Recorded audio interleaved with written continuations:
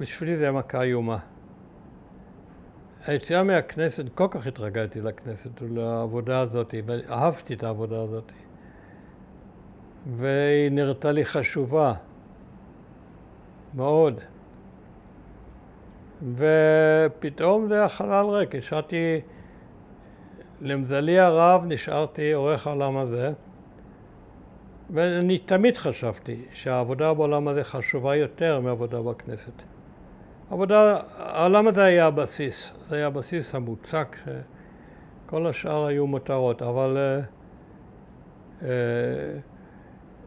הפעולה שלי בכנסת הייתה תלויה בעולם הזה, ושלולא היה לי המוסף השבועי הזה, דוח לבוחר, שסיפר על מה שעשינו בכנסת, מי היה שומע בכלל שאנחנו בכנסת? הכתבים היו כולם עוינים, שייכים לכל מיני מפלגות, כולם היו עוינים לסיעה שלנו. לא כתבו עלינו כלום, אלא אם כן זה ממש היה בלתי אפשרי לא לכתוב. אבל הפעולה היומיומית התעלמו לגמרי, כאילו לא היינו קיימים. ולכן הדיווח בעולם הזה היה כל כך חיוני לקיומנו.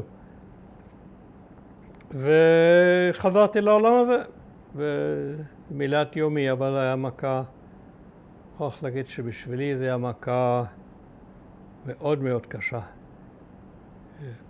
לקח לי כמה חודשים להתגבר על זה. אבל הייתי עסוק בעולם הזה, כל שבוע, המחזור השבועי, הכתיבה וכל זה, כך שלא, התנועה עוד נשארה קיימת, עולם הזה כה חדש. אני כמה זמן הייתי נציג התנועה בהסתדרות, בוועד הפועל של ההסתדרות, שזה היה גורל מר ממוות. שכמה שנהניתי מהעבודה בכנסת, ככה אני תיעבתי את העבודה בהסתדרות. ההסתדרות זה ברדק, זה ועד הפועל, זה פרלמנט שלו, פרלמנט שאין בו סדר, אין בו תקנון אמיתי. מפא"י עשתה שם מה שהיא רוצה. בן אהרון היה אז מזכיר המזכ"ל. אני הלכתי שם, מה שהכרחתי את עצמי ללכת לשם, אבל לא נהניתי. גם לכנסת, כשחזרתי פעם השנייה, אני כבר לא נהניתי כמו ב8 השנים האלה. זה 8 שנים שכיף. עשיתי מה שרציתי, העליתי כל נושא שבעולם שהתעניינתי בו, ואני מטבע הדברים מתעניין כמעט בכל.